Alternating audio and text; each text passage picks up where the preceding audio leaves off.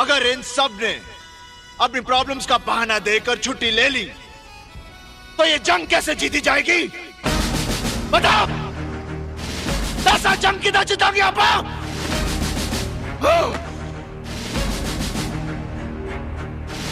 मथुरा दास, इससे पहले कि मैं तुझे गद्दार करार देकर गोली मार दूं, भाग जा यहां से।